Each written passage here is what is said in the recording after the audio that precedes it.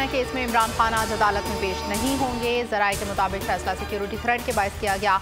Legal team आज additional session जज का फैसला इस्लामाबाद हाई कोर्ट में चैलेंज करेगी। कप्तान की हिफाजती जमानत के लिए आज लाहौर हाई कोर्ट से भी रुजू किया जाएगा।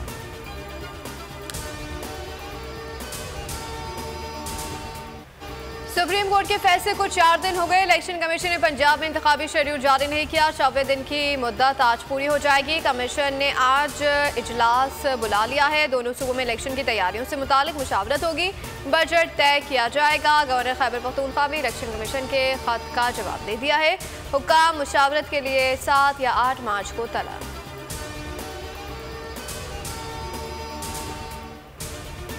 पैमरा की जानिब से इमरान खान की तकरीर और बयानात चलाने पर पाबंदी का इक़दाम। लाहौर हाई कोर्ट में चैलेंज। इमरान खान की दरख्वास्त पर लाहौर हाई कोर्ट के जस्टिस शाहिद बिलाल हसन आज समाअत करेंगे।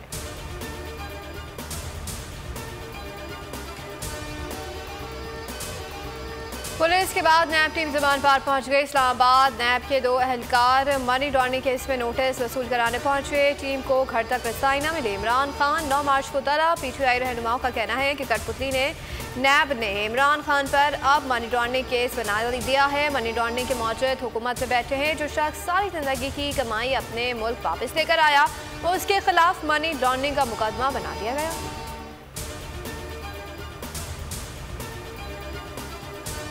इमरान खान के खिलाफ मुकदमात की भरमार। 2 मजीद पर्चे कट गए। कप्तान पर मुकदमात की तादाद 76 तक पहुंच गई। ज़मान पार्क में पुलिस के खिलाफ मुज़ाहमत का मुकदमा इस्लामाबाद के थाना सेक्रेटेरिएट में दर्ज।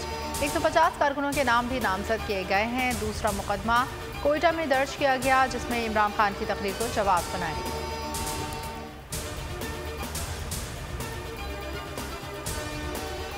पाकिस्तान में सियासत तो नहीं हो रही, पाकिस्तान में दुश्मनी हो रही है। कभी इख्तलाफ राय होता था, कभी जो है वो सियासत होती थी। इमरान खान ने इस सियासत को, इख्तलाफ राय को दुश्मनी में डाल दिया। अब वो हमारा दुश्मन है, हम उसके दुश्मन। निजी चैनल के ऊपर इंटरव्यू दिया है राना सनाउल्लाह ने। उन्होंने कहा इमरान खान से हमारी जाती दुश्मनी है और राना सनाउल्लाह वजीर दाखिला है और वो हमारे वजीराबाद का जो हमला है, कातलाना हमला, उसके मुलजिम भी हैं।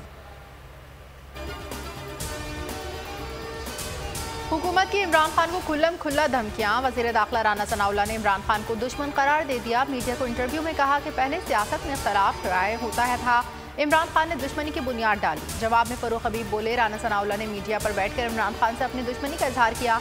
ये धमकियां नहीं तो और क्या है। राना सनाउल्लाह वजीराबाद हमले के मुल्जिम हैं।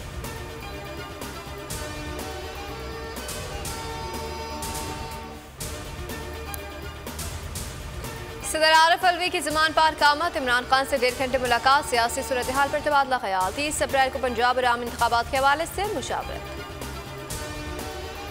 अभी भी आपने देखा कि चीखो पुकार की आवाज़ें आईं।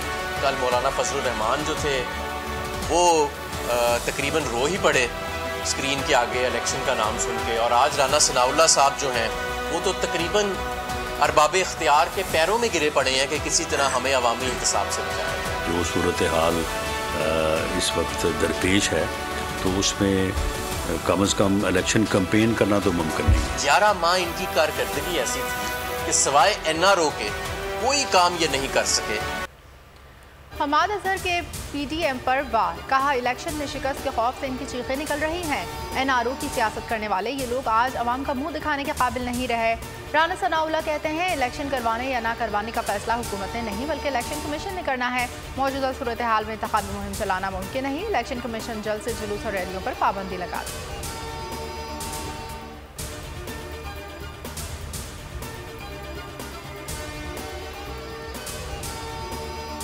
हुकूमत की इलेक्शन से फरार की कोशिशें। सुप्रीम कोर्ट और इलेक्शन कमीशन से रिजू करने की तैयारी। फजलुर रहमान और नवाज शरीफ में टेलीफोनिक रब्ता।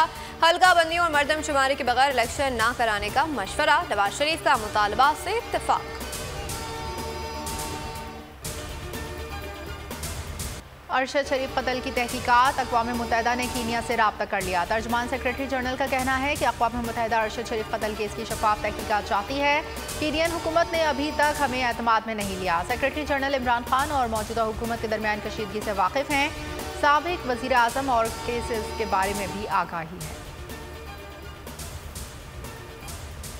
दो सोमालिया से $3 अरब की डिपॉजिट कराओ, फिर अगली किस्त मिलेगी। IMF ने नई शर्त रख दी। रॉयटर्स ने दावा कर दिया है कि IMF ने माली साल खत्म होने से कबल पाकिस्तान से $3 अरब की डिपॉजिट जमा कराने की यकीन दहानी मांग ली।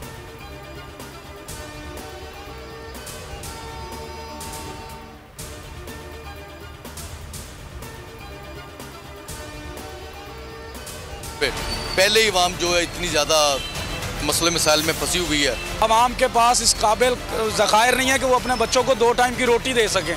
तो ये जो बिजली का यूनिट गिराया है इन्होंने, ये अवाम के ऊपर एक जुल्म किया है। हुकूमत ने अवाम पर बिजली बम गिरा दिया। बिजली ₹3.82 फी यूनिट महंगी। नेपरा ने नोटिफिकेशन जारी कर दिया। मार्च से जून तक सार्फिन से ₹3.82 वसूल किए जाएंगे। मुल्क दुश्मनों का एक और वार, सिबी धमाके से गूंज उठा। बलूचिस्तान कांस्टेबलरी की गाड़ी पर खुदकुश हमला, 14 की तादाद 9 हो गई। 10 जख्मी, 4 की हालत नाजुक। एहलकार सिबी मेले में ड्यूटी खत्म होने के बाद कोयटा जा रहे थे। सदर वजीर आजम की शदीद मजम्मत। शहीद 9 पुलिस एहलकारों की नमाज जनाजा अदा कर दी गई। गार्ड ऑफ ऑनर पेश।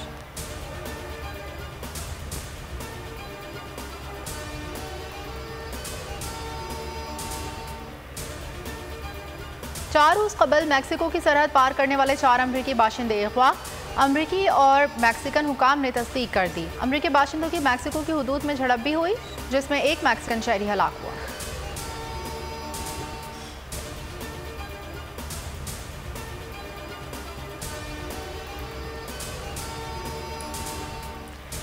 अमेरिका का चीन पर एक और इल्जाम। पेंटागन ने अमेरिकी बंदरगाहों पर मौजूद चीनी गरेनों को जासूसी के टूल्स करार दे दिया। जवाब में अमेरिका में चीनी सफारतखाने का कहना है कि अमेरिकी खदशात तजारती और इक़्तिसादी ताउन को रोकने की बेवकूफ़ाना कोशिश है।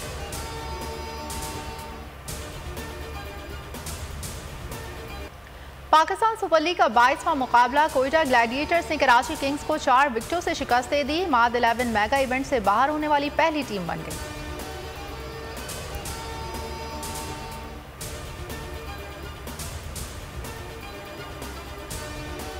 दो ऐसी टीमें जो कि जीतना भूल गई हों, वो बार बार लिपट जाती हैं वीक मोमेंट्स के साथ और प्रेशर में आ जाती हैं। और हमने देखा कि दोनों टीम्स प्रेशर में थी, मगर कोयटा ग्लैडिएटर्स ने प्रेशर को अच्छा संभाला। गप्टिल ने कमाल इनिंग्स खेली। कराची हमेशा 2 प्लेयर वर्सेस 11 प्लेयर, जो मैंने पिछले 3-4 मैचों से, कराची के मैचों से ये कह रहा हूँ, मैच कोयटा ग्लैडिएटर ने जीतना ही था। पाकिस्तान सुपर लीग सीजन 8 की सबसे बड़ी नशरियात। रमीज राजा और सकलैन मुश्ताक के जानदार तज्जिए। सुहेब अलवी की माहिराना राय। बोल न्यूज़ पर खेल का जुनून देखिए रोजाना रात 11 बजे। अपनी अदाकारी से माशरे को मुस्बत पैगाम देना चाहती हूँ। खूबरू अदाकारा सजल अली ने इंटरव्यू में दिल की बात कह दी। बोली, ऐसी स्क्रिप्ट सामने आती है जिसे ना करना पड़ता है। चाहती हूँ जाती जिंदगी में कोई दखल न दे।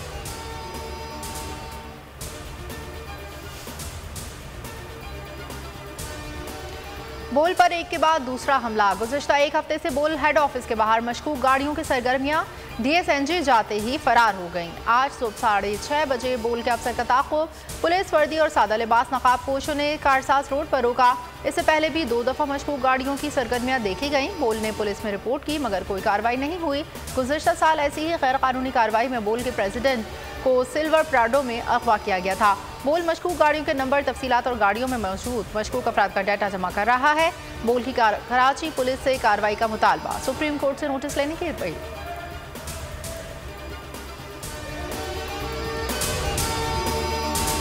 बोल के खिलाफ साजिश हुई, न गवाह मिला न सबूत, लेकिन केस में अब तक बरियत क्यों ना हुई? जब मुद्दई और तफ्तीशी खुद एतराफ कर चुका है कि कभी कोई जुर्म हुआ ही नहीं, तो केस में बरियत क्यों नहीं हुई? बोल अपील करता है कि केस अवाम के सामने सुना जाए, ताकि अवाम भी जान सकें कि बोल के साथ क्या हो रहा है। जिंदगी एक मैदान है और PSL 8 में हर टीम को छूना आसमान है।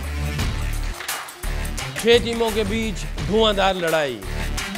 ये शोर न लड़ाई का है न डर का, ये शोर है जीत का, ये शोर है जुनून का। खेल का जुनून रोजाना रात 11 बजे सिर्फ बोल न्यूज पर।